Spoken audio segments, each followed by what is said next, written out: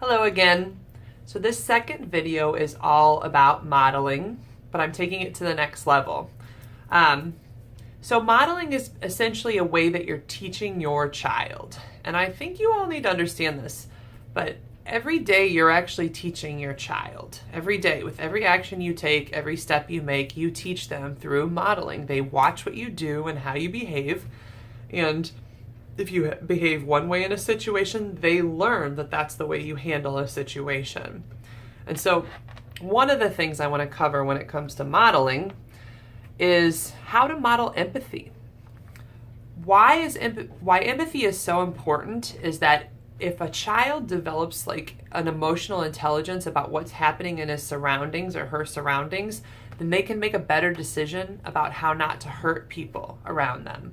And so one of the ways to teach empathy is by modeling empathy. So say they accidentally throw something and it hurts you.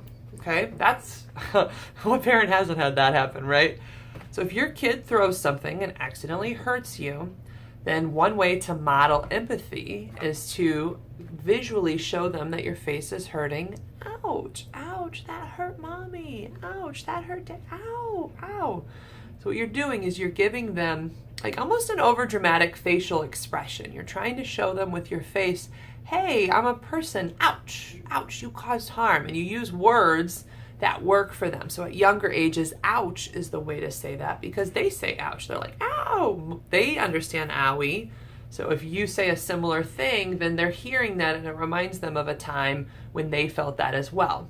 But then the next thing then as parents is you can take a step further and then teach them how to apologize if they do get hurt or if they do hurt somebody. And so like if it's a mom and a dad sitting together, you might say, ow, you hurt daddy. Hey, can you say I'm sorry? And then you actually say it. Here's what you do if you accidentally hurt somebody. Say, I'm sorry, daddy, or say, I'm sorry, mommy. You can even model what to do with your hands. Like sometimes somebody will like pat the person, like, I'm sorry, mommy. I'm sorry, daddy. And then you can model giving a hug and then say, I forgive you.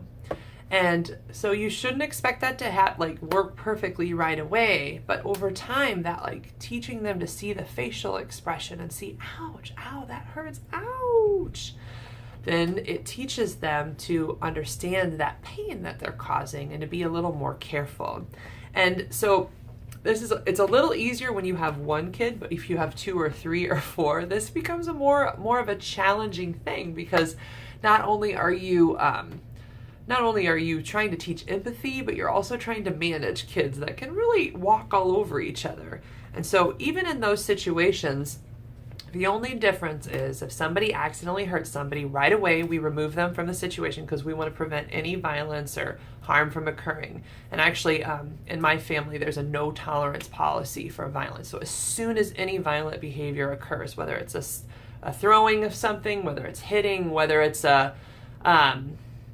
any sort of like aggressive act, like it could be slamming door, it doesn't matter what it is. As soon as violence occurs, it's a no tolerance policy, which means we remove the child from that situation until they're calm, and then it's empathy training time. And all that empathy training is then after they've calmed down, after they're out of the situation, use your face, really get down on their level and express, ouch, it hurts, that's scary, or we don't slam the door because that's scary and it's loud, it hurts people's ears and it's not very nice. So there's got to be a reason, and then there's the facial expressions that are really teaching them to understand like what impact that has on people around them. So I mean, yeah, slamming doors isn't like a big deal in the grand scheme of things, but there are things that slamming a door communicates that are painful and hurtful to other people. Like slamming a door has a way of communicating, I don't care about you. Slamming a door has a way of communicating, I'm mad and I really want to be loud about it. Slamming a door can be somewhat threatening depending on how it's done.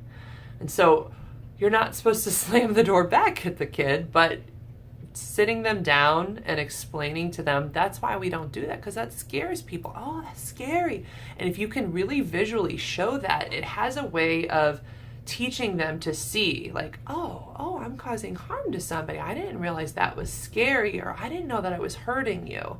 And that's really the communication you're trying to convey when you're teaching your kid after they've done something. Like if they've stolen a toy from their brother, if they're not sharing, that's a common one, right?